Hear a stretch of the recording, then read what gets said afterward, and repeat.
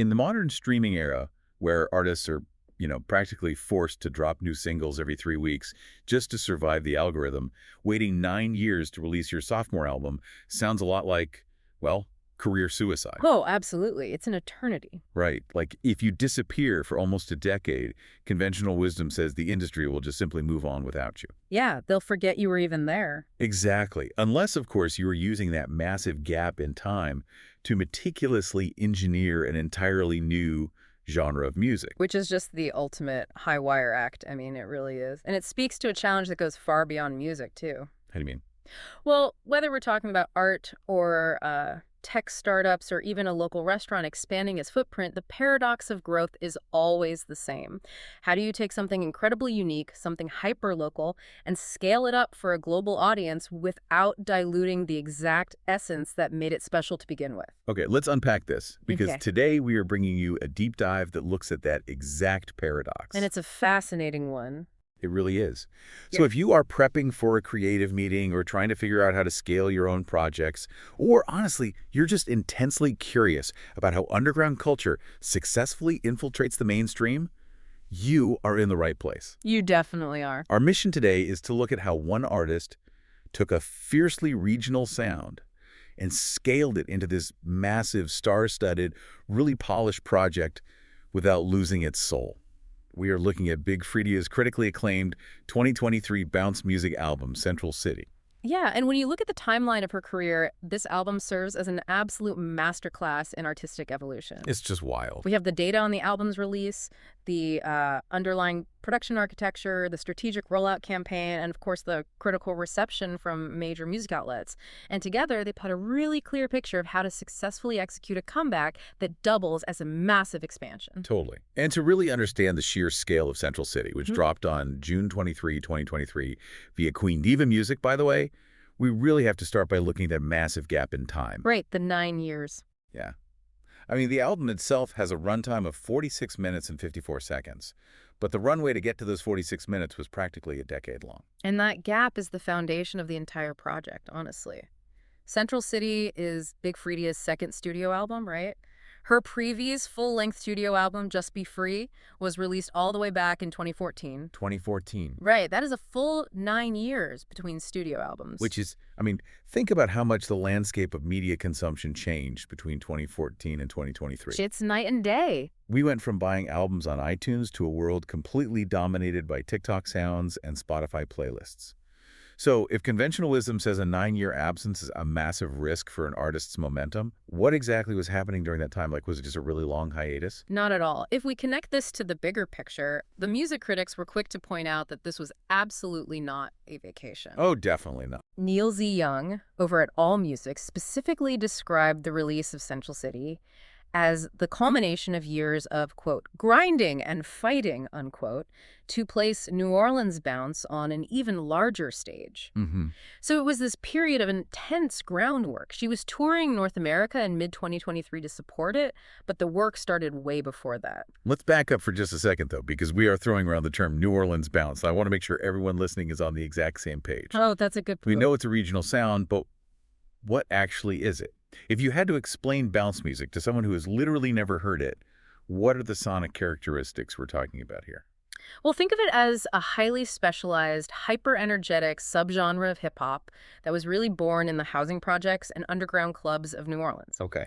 Sonically, it is defined by a few very distinct elements. First, the tempo is incredibly fast and frantic. It's usually hovering around 95 to 105 beats per minute. Wow, so really fast. Very fast. Second, it relies heavily on call and response vocal chants. So the artist will shout a phrase, and the crowd is expected to shout it back. It is incredibly interactive. So it's very much designed for a live, sweaty room. I mean, it's party music in its absolute purest form. Absolutely. And musically, it's anchored by heavy, repetitive, rattling bass lines, often built around something called the Triggerman beat. Triggerman beat, right? Yeah, which is a specific stuttering drum loop that bounce producers have been sampling for decades now. It is raw, it is relentless, and it is deeply tied to the culture of the city itself. Okay, so that is the baseline. That's the hometown recipe. But after 9 years of grinding and fighting to push that raw basement party sound onto a larger stage, Freedia didn't just want to release another standard bounce record, right? She came back with a totally new concept. She did. She officially coined it as Bigga Bounce. Bigga Bounce, which is such a brilliant piece of branding because it immediately tells the listener exactly what to expect. It really does. The core source material notes that Bigga Bounce is all about infusing her traditional classic bounce style with what is described as an invigorated, hip-hop-inspired energy. Yeah, and Freedia actually released a statement about the album that I think just perfectly encapsulates this whole mission. Oh, the quote about Central City. Yeah. She said, quote, "Welcome to Central City, y'all, where I pay homage to my city, my roots, hip-hop, and to the art of creating a new sound." To the art of creating a new sound, that is such a bold, highly intentional mission statement. Right. She is acknowledging that she isn't just, making tracks. She is actively engineering a sonic hybrid. Exactly. And when she embarked on that massive tour across North America in mid-2023 to support the record, she was taking that brand new hybrid sound directly to the masses. But here's the thing. Engineering a brilliant new sound in the studio and getting the mainstream public to actually pay attention to it after a 9-year absence, those are two entirely different challenges. You can have the best product in the world, but if nobody walks into the store, it doesn't matter. Right, which raises a really important question regarding strategy. How do you guarantee your comeback album hits with maximum impact across multiple demographics? You build a massive collaborative universe. You actively expand the tent and bring entirely new audiences into your sound. And here's where it gets really interesting. The strategic rollout of this album was essentially a masterclass in cross-pollinating fan bases. It was an incredibly deliberate, highly systematic campaign. Rather than just dropping the album out of nowhere, the release was preceded by a steady 4-month drumbeat of singles. Right, starting in March. Yeah, exactly. In March 2023, the campaign kicked off with a track called Central City Freestyle. Then at the end of April, she dropped a single called $100 Bill. In that April. Yeah, that cross-pollination didn't happen by accident at all. Then, in May, alongside the official album announcement itself, came a single called Bigfoot. Right. And finally, right before the album dropped in June, we got El Niño, which featured Lil Wayne and Boyfriend. Again, look at the curation there. You have Lil Wayne, who is absolute rap royalty. A total legend. And a New Orleans legend in his own right, essentially validating the project right before the album hits streaming platforms. The rollout timeline alone just shows a deep understanding of modern music mechanics. Yeah. You drop singles months in advance to test the waters, to train the streaming algorithms to associate your name with other major artists, and to build a narrative momentum leading right up to launch day. Okay, but when you look at the full 16-track album, the guest list goes way beyond Ciara and Lil Wayne. It's massive. It is staggeringly diverse. We're talking about features from Kamaya, Kelly Price, Sonya, Faith Evans, and even the Soul Rebels. Yeah. You have West Coast rappers, you have 90s R&B powerhouses, and you literally have a legendary New Orleans brass band all on the same project. It is a huge roster. I have to admit, though, looking at that specific list, I'm a little skeptical. Oh, really? Why? Well, how does one artist wrangle all of those wildly different vibes without the whole thing just sounding like a disjointed, chaotic playlist? Yeah. I mean, you have Faith Evans' smooth R&B on one track and a giant brass band on another. Doesn't the core artist get totally lost in the shuffle when there are that many dominant personalities in the room? That skepticism is entirely warranted, honestly, and it's exactly what the music critics were listening for when the album dropped. Right, they had to be wondering the same thing. But the critical consensus is that Freedia didn't get lost at all. In fact, the album succeeded precisely because of how strongly she anchored all these disparate elements. Oh, interesting. Let's look at the Pitchfork review from Eric Torres, who gave the album a very strong 7.6 out of 10. The 7.6 from Pitchfork is no small feat. They are notoriously tough graders. They really are. And Torres specifically noted that this album reaffirms Freedia's easy rapport with disparate artists. He pointed out that managing this level of variety speaks to Freedia's expansive curatorial vision and towering charisma. Towering charisma, I love that phrasing. It takes a massive personality to hold their own, alongside someone like Lil Wayne or Kelly Price. It really does. Her charisma basically acts as the gravitational center holding all 16 tracks in orbit. The features aren't just there as marketing gimmicks to inflate Spotify stream counts. Right. The reviewers recognize them as a curated exhibition. Neil Z. Young from AllMusic pointed out that these marquee guests, combined with a more radio-friendly approach, were intentionally designed to draw a larger audience into the bounce scene. Ah, so it's essentially a brilliant bait and switch. Yeah. You lure a mainstream listener in with a familiar name like, oh, I love Ciara, let me click on this. And then suddenly you were introducing them to a frantic 105 beat per minute bounce rhythm they might never have actively sought out on their own. Exactly. It is an invitation to the genre. Exactly that. But the guest stars only provide the spotlight. The underlying production, the actual beats, the sonic architecture of the album is what successfully bridges the gap between classic bounce and the broader mainstream. Because if the beats aren't right, the guests can't save it. Exactly. If the music itself doesn't work, the guest stars won't save it. Which brings us to the actual mechanics of how this Bigga Bounce sound was built. When you look at the production credits for Central City, it reveals a really smart division of labor. The core foundation of the album's sound was handled by producers who are deeply, intrinsically familiar with the bounce landscape. Yeah. To put some numbers to that, a producer named Gold Glove handled the heavy lifting, producing 6 tracks across the album, including the opener Central City Freestyle and a track called Pop That. And then you have Black and Mild, another massive name in the regional scene, who produced 5 tracks, including Throw It Back and No Wool Babies. Right. Between just those 2 producers, they built the architecture for 11 of the 16 tracks. They are the hometown bedrock. But then, layered on top of that bedrock, you have some incredibly high-profile production assists. Manny Fresh, who is an absolute legend in Southern hip-hop, co-produced the track El Nino. And then you have Hudson Mohawk producing Bitch You Want, which is the track featuring Faith Evans. Let's talk about that for a second, because the Hudson Mohawk inclusion is fascinating.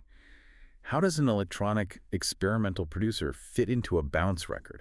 What's fascinating here is how you blend those textures. Hudson Mohawk is known for massive, stadium-sized synthesizer sounds and experimental hip-hop drops. Yeah, very big sounds. When you apply that to bounce, you take that frantic, traditional Triggerman beat, which is usually very minimal, just raw drums and bass, and you layer it with these vast, sweeping electronic textures.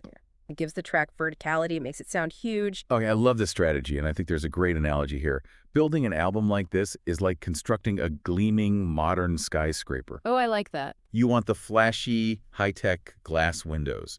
That's the Hudson Mohawk influence, the shiny pop R&B features, the Manny Fresh polish. Right.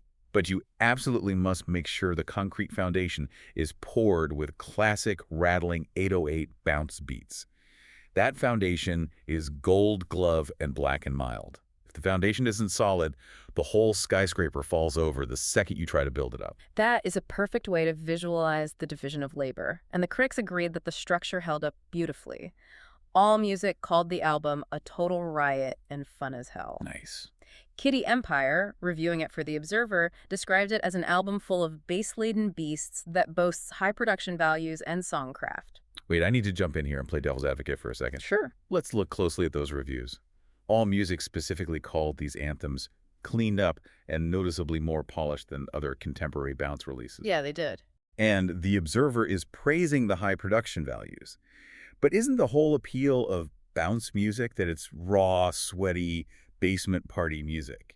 If you clean it up too much, don't you risk stripping away the soul? Like, doesn't polish just mean gentrified elevator music? That is the exact fear whenever a regional sound scales up.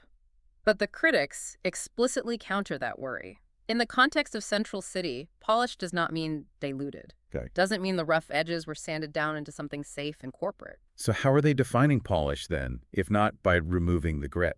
Let's look back at Eric Torres's review in Pitchfork. He pointed out that Freedia constantly branches out on this album, switching between classic bounce and what he described as a hard-nosed industrial grind.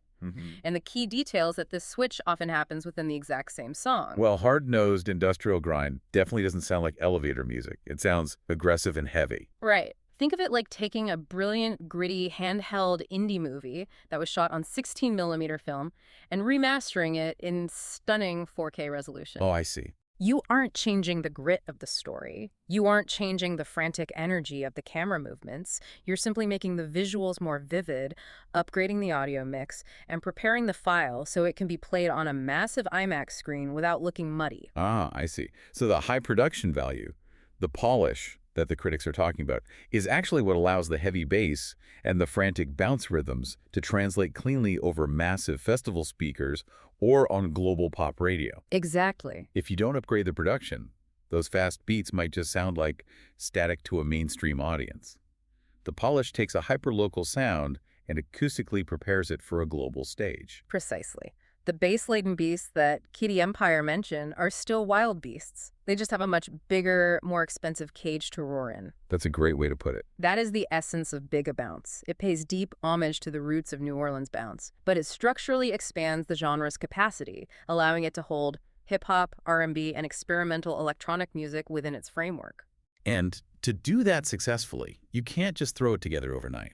You need those 9 years of grinding behind the scenes. You need the expansive curatorial vision to bring Ciara and Lil Wayne into the fold. And, crucially, you need a team of producers who understand how to build a track that works just as well in an underground basement club as it does in a massive stadium. It is a remarkable balancing act of maintaining authenticity while executing a massive commercial expansion. So what does this all mean for you listening right now? Well, Central City is obviously a highly acclaimed, incredibly fun music project. But beneath the 105 beat per minute bass lines, it is a brilliant case study in professional and artistic scaling. The lessons here apply far beyond the music industry, honestly. Absolutely. Whether you are an independent artist trying to figure out your next release, a project manager trying to scale up a local initiative, or an entrepreneur expanding a business, there is a profound lesson in how Big Freedia divided the labor. You can delegate the flashy, high-profile exterior elements to outside experts, but you have to keep the core product handled by the hometown team who understands the foundation. You really do. You can take your unique flavor to the masses without compromising your roots. You just have to build a bigger tent, invite the right collaborators, and ensure your foundation is rock solid before you start building up. And the sheer success of this strategy leaves us with a truly fascinating prospect for the future of the genre. We know from the timeline and the source material that Big Freedia isn't planning to wait another 9 years for her next project. Oh, right. There is already another album titled Pressing Onward, officially slated for release in 2025. Pressing Onward. The title alone suggests incredible forward momentum. The pressure cooker is already open, and we aren't waiting nearly a decade for the next evolution. To add to that, it raises a compelling question about where the culture goes from here. If Central City was the culmination of a near decade-long grind to merge raw New Orleans bounce with polished industrial pop features, well, what sonic boundaries are even left to shatter in 2025? That's a great question. Will Pressing Onward be an experiment in entirely new, uncharted genres? Or will it signal something even bigger, that this hyper-regional bounce music has simply become the new default standard for global pop music? That is an incredible thought to chew on. Can a hyper-local underground recipe become so universally loved and so perfectly integrated into the mainstream that we eventually forget it was ever a regional secret in the first place? Thank you all so much for joining us on this deep dive. Keep exploring, stay curious, and seriously, do yourself a favor today. Go listen to the bass-laden beasts of Central City for yourself. We will catch you next time.